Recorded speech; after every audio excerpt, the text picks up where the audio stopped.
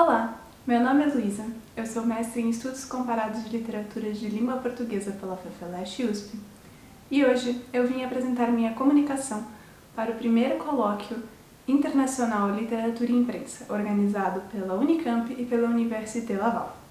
Minha comunicação tem o título de Papéis Avulsos, um percurso dos jornais ao livro e de volta aos jornais. A minha ideia aqui é que o Machado sempre foi um autor fortemente envolvido com os jornais do período, seja como jornalista, seja como divulgador de literatura e cronista. E Papéis Avulsos não é uma exceção.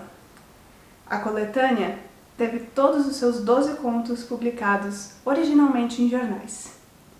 Ela também é vista como um marco da publicação contística do Machado. Ela é considerada o primeiro livro de contos da chamada segunda fase do autor, porque é o primeiro livro de contos publicado depois de Memórias Póstumas de Brás Cubas. Nesse sentido, eu quis olhar para ela como foi esse percurso dos contos originalmente publicados em jornais, depois em um livro físico e posteriormente reavaliados nos jornais por resenhistas e críticos que olharam para a obra logo após sua publicação em 1882. Qual a importância dos jornais na trajetória do Machado? Desde o início da década de 1860, o Machado estava envolvido com jornais. Logo no começo de sua carreira como intelectual, ele tinha um círculo forte de amizades com intelectuais liberais brasileiros e franceses. E isto levou a acreditar num papel muito forte do jornal com uma função civilizatória. O jornal, portanto, não seria só um meio de comunicação, mas também um meio de revolução. Nos seus primeiros anos, ele chegou a ser até mais jornalista do que literato. Ele colaborava em algumas folhas como repórter, e muitos de seus textos tinham um caráter bastante progressista com viés político. Ele deixa bem claro a importância que ele dá para os jornais em textos como O Jornal é o Livro e a Reforma pelos Jornais. Eu trouxe um trechinho de cada um deles. Em O Jornal e o Livro, Machado diz: o jornal é a verdadeira forma da república do pensamento. É a locomotiva intelectual em viagem para mundos desconhecidos. É a literatura comum, universal, altamente democrática, reproduzida todos os dias, levando em si a frescura das ideias e o fogo das convicções. O jornal apareceu trazendo em si o gérmen de uma revolução. Essa revolução não é só literária, é também social, é econômica, porque é um movimento da humanidade abalando todas as suas eminências, a reação do espírito humano sobre as fórmulas existentes do mundo literário, do mundo econômico e do mundo social. Neste texto, ele afirma que acredita que o jornal terá um papel ainda mais forte e pungente do que o livro na revolução dos hábitos humanos. Essa opinião se radicaliza alguns meses depois, quando ele publica a Reforma pelo Jornal, do qual eu também trouxe um trecho. Houve uma coisa que fez tremer as aristocracias, mais do que os movimentos populares. Foi o jornal. Devia ser curioso vê-las quando um século despertou ao clarão deste fiat humano. Era a cúpula de seu edifício que se desmoronava. Com o jornal eram incompatíveis esses parasitas da humanidade, essas fofas individualidades de pergaminho alçado e leitos de brasões. O jornal, que tende à unidade humana, ao abraço comum, não era um inimigo vulgar, era uma barreira. De papel, não, mas de inteligências, de aspirações. Ele acreditava, portanto, que o jornal seria responsável por fazer uma grande revolução social no Brasil do século XIX, não só no Brasil, mas em se tratando do contexto em que ele estava inserido, até pelo contato constante com o público. O jornal, em sua documentação diária do cotidiano, poderia ter um diálogo muito mais forte e mais constante com o público. Ele publicou em diversas folhas do período, especialmente nos seus primeiros anos. A Marmota Fluminense, o Correio Mercantil, Paraíba, o Espelho e o Diário do Rio de Janeiro, que foi a primeira folha na qual ele recebeu, de fato, um salário pela sua contribuição, e não apenas uma contribuição voluntária como ele vinha fazendo até então. Nesses primeiros jornais, os seus textos tinham um viés cada vez mais político e progressista. E ele atuava não só como um cronista, mas também como uma espécie de repórter. No entanto, ele sofreu uma grande desilusão com esses jornais e com as limitações que eles o impunham. E, a partir desse momento, ele decide deixar as redações como jornalista e focar mais detidamente no seu papel como cronista, já que a crônica é um gênero que mistura jornalismo e literatura, e na divulgação literária de seus textos, como contos e romances. Essa divulgação literária acontece ao longo de toda a sua vida, de diversas formas e em diversas folhas. Embora seu primeiro romance, Ressurreição, tenha sido publicado diretamente em livro, diversos de seus outros romances foram publicados originalmente em jornais. A Mão e a Luva, em 74, Helena, em 76, Yaya Garcia, em 78, Memórias Póstumas de Brás Cubas, em 80, e Quincas Borba, ao longo de diversos anos, na revista Estação. Também seus livros de contos tiveram este caminho. Antes de Papéis Avulsos, temos Contos Fluminenses e Histórias da Meia-Noite, cujos contos são, quase em sua totalidade, publicados primeiramente no Jornal das Famílias. Papéis Avulsos não foi diferente. Todos os seus 12 contos foram publicados originalmente em folhas do período. O primeiro deles, A Chinela Turca, saiu em 1875 num efêmero jornal chamado A Época, que durou somente 4 números. Já Uma Visita de Alcebiades, em 76, saiu no Jornal das Famílias, com o qual Machado contribuiu durante 14 anos, de 1864, segundo ano de sua existência, até 1878, ano de encerramento da Folha. O terceiro conto de Papéis Avulsos a vir a público foi Na Arca, que saiu em 1878 no jornal O Cruzeiro. Essa folha disputou com a Gazeta de Notícias o posto de jornal mais assinado do Império no ano de sua estreia, em 1878. Todos os outros 9 contos do livro foram publicados entre 1881 e 1882 na revista Estação e no jornal A Gazeta de Notícias. A escolha de cada jornal para a publicação de cada conto não é ao acaso. Machado se importava muito com o suporte em que ele publicaria cada um de seus textos.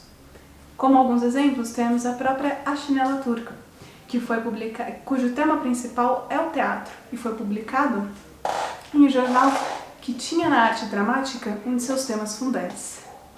Os colunistas do A Época tratavam do tema com razoável frequência e acreditavam também na função civilizatória do teatro, visão esta que era compartilhada pelo Machado e compartilhada pela primeira versão do conto, que tem um final muito didático. Já na Arca, que tem como subtítulo 3 capítulos inéditos do Gênesis, é publicado em uma folha de orientação claramente católica. Uma paródia da Bíblia, portanto, aclimata-se muito bem em um jornal de orientação católica. O conto O Alienista é publicado na revista Estação, uma revista que se dedicava a tratar de assuntos femininos, mas também a trazer discussões para o universo feminino, de temas como ciência, clero, poder e, especialmente, de hábitos e moda. Diversas dessas discussões estão presentes no conto Alienista, inclusive a discussão de moda, que aparece com bastante importância na personagem de Dona Evarista, quando Simão Bacamarte a coloca na Casa Verde. Temos ainda mais um exemplo em Uma Visita de Alcebiades. O conto, originalmente publicado no Jornal das Famílias, é reformulado quando da sua publicação em Papéis Avulsos. Mas antes, no início de 1882, Machado decide republicá-lo em jornal, já na sua versão final, na Gazeta de Notícias. Ele, portanto, acredita que o conto precisa se reaclimatar a uma folha, a um periódico, antes de fazer parte do livro. Daniela Magalhães da Silveira, sobre isso, diz o seguinte: precisamos observar a habilidade de Machado em adaptar suas histórias seguindo o suporte no qual as publicava, e a escrita de séries independentes. Isso foi possível, em especial, devido à experiência adquirida trabalhando na imprensa, dividindo colunas com redatores diferentes entre si e com objetivos específicos. A formação do literato Machado de Assis aconteceu também dentro das redações de vários periódicos, os quais contribuíram sobremaneira para que o escritor, quando olhasse para trás, visse o quanto havia mudado ao longo dos anos. Machado, portanto, dava forte importância aos suportes nos quais publicaria seus textos. E todos os textos de papéis avulsos foram publicados originalmente em folhas específicas com motivos para serem publicados em tais folhas. Machado, portanto, tinha forte apreço em relação às folhas em que publicaria cada um de seus contos. E isso se reflete também em papéis avulsos. Mas quando reunidos em livro, esses contos, embora originalmente publicados em espaços bastante distintos, e embora também com propostas muito diferentes, formam um todo coeso. Embora o título do livro dê a impressão de aleatoriedade, Machado comenta na advertência. Avulsos são eles, mas não vieram para aqui como passageiros, que acertaram de entrar na mesma hospedaria. São pessoas de uma só família, que a obrigação do pai fez sentar à mesma mesa. Aqui, portanto, ele afirma que os contos fazem parte de um todo coeso. Eles não são aleatórios, eles têm características em comum. E quais seriam essas características?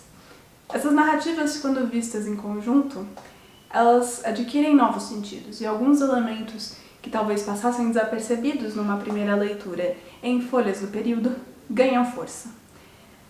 Por exemplo, a paródia, que aparece em diversos contos, a fantasia também, a mistura do gênero sério e cômico, que é uma constante no livro. Então, todos esses traços demonstram que o principal elemento de coesão entre esses textos é o gênero. Alguns contos, inclusive, aproximam-se uns dos outros quando vistos em conjunto na obra. Eu trouxe aqui também alguns exemplos.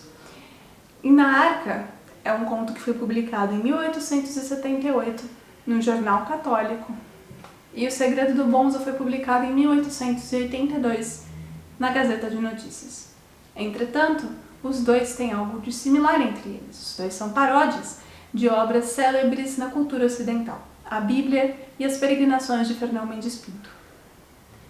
Já Uma Visita de Alcebiades foi publicada em 1876 no Jornal das Famílias, originalmente, e A Sereníssima República foi publicado na Gazeta de Notícias em 1882.